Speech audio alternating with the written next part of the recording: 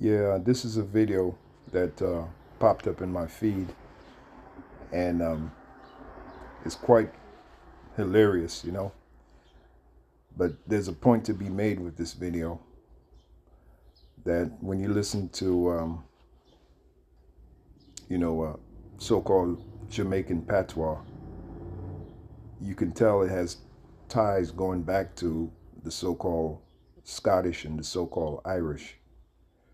Okay, so without further ado, let's check it out, and then we're going to read some history on the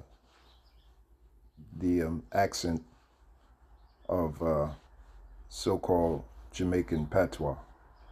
Okay, so without further ado, let's check it out. This video is quite funny, but we're going to go into a little history on the so-called Jamaican accent and its roots, which goes back to Scotland and Ireland. Okay, so without further ado, let's check it out. Why don't Jamaican men eat pum pum? I don't know. Maybe I have to ask him. I don't know, honestly. Do you think that maybe... Oh. Sorry, getting a call here. 1 second. Okay. Hey, dirty girl. Me not done tell you don't call off my blood clot phone when me there work. Y'all go suck your mother pussy clot. And maybe don't give you 2 bucks in your bumbo clot face when me come home. Sure. Sorry about that. My wife. No. I always tell her, if you're going to act like a roadside gal, then me I can treat you like a roadside gal, you know? Seriously, I want to teach him them languages. Anywho, you were saying? I don't know. I don't remember. Why don't Jamaican men eat?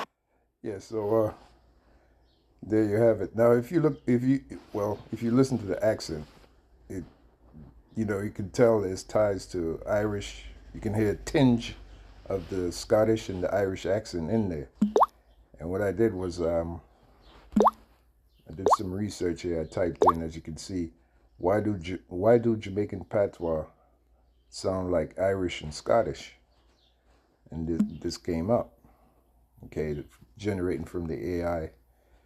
It says this: Jamaican patois, also known as Jamaican Creole, and each of the islands, they got their own style of Creole. You got the Creole of the British and you got the Creole of the French. Now, when you go to an island like St. Lucia, their Creole is French Creole.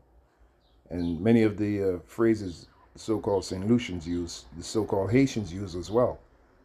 Okay, so you got your British Creole and you got your French Creole. And the islands, they were either conquered by Britain, Great Britain, or France, or both. Okay.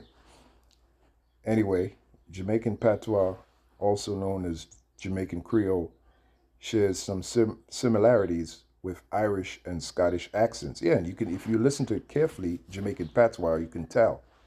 You can hear the tinge of Scottish and Irish in there. Due to the influence of Irish and Scottish settlers and sailors who arrived in Jamaica during its colonization by Britain. If you look at the dance called the skank, the reggae skanking, it looks like the Irish jig. All right, it looks like the Irish jig.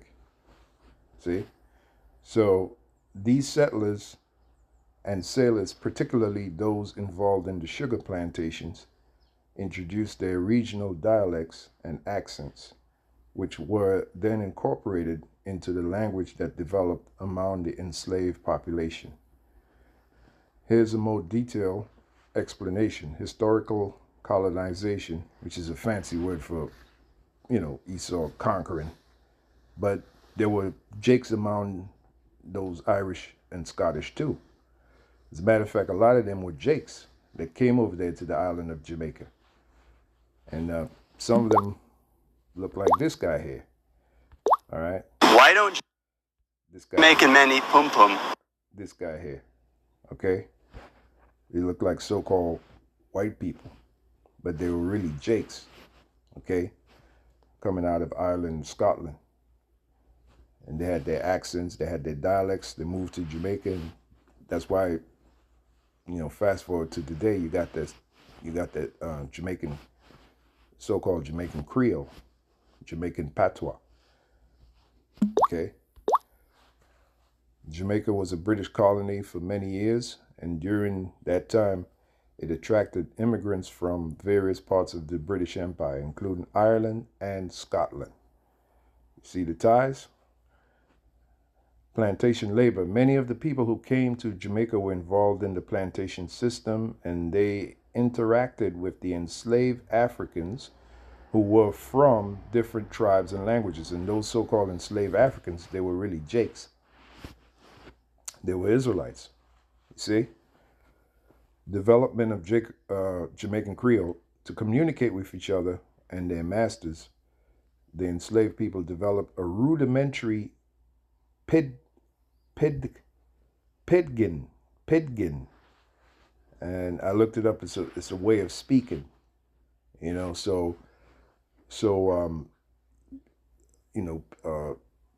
Among the slaves, so the master wouldn't know what you were saying.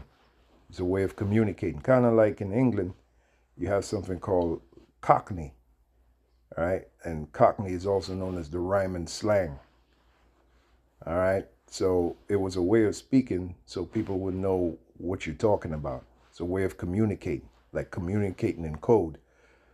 Like I'll give you an example. Like in Cockney, if you wanted to talk about somebody's shoes, you would say ones and twos. You know, you might say something like, "Hey, mate, look at his ones and twos. Look at his shoes." You know, ones and twos, shoes. It's called a rhyme and slang. As a matter of fact, there was a song by this artist named Smiley Culture. All right, Smiley Culture. And his biggest hit, I think, was Cockney Translation.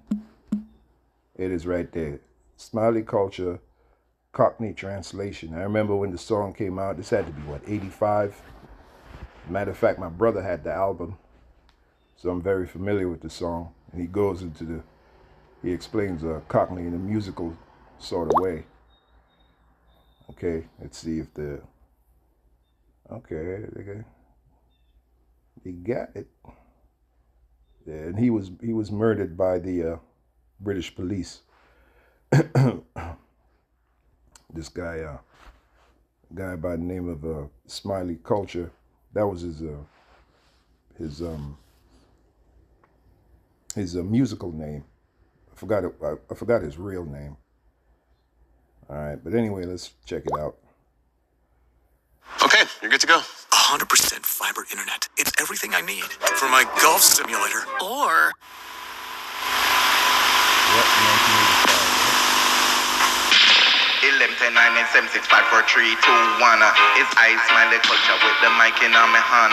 Me come to teach you right, not the wrong in the Cockney translation. Cockney is not a language, it is only a slang, and was originated, so in England.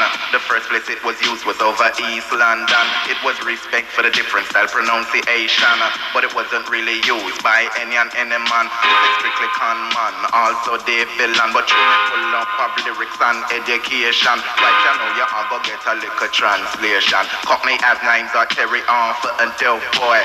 We have names like Winston, Lloyd and Leroy. We ball out, yo, while Cockney say, oi.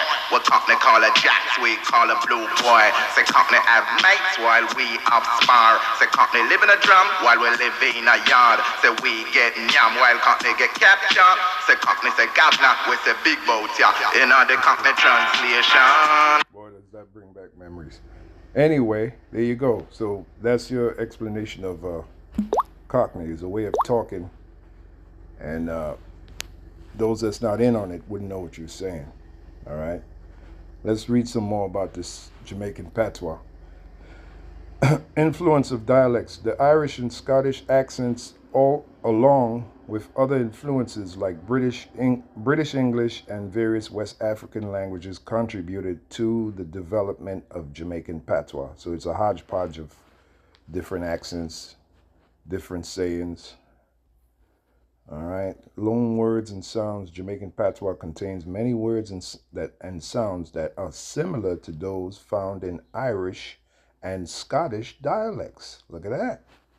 For example, some words and phrases in patois have roots in Hiberno English and Scots, and the Irish were called the Hibernians, which Hibernian go back to Hebrew. How many people know that, huh? The Hibernians goes back to Hebrew, the true Hebrews. So the true Scots and the true Irish, they look like so-called black people. And what happened was they mingled with the Edomites, and this is what you have today. You have your watered down looking so-called Irish and Scottish. Okay? So that is the truth. And you know what the scriptures say, we can do nothing against the truth, but be for the truth. So hopefully you found that one interesting, and I'll see you in the next video.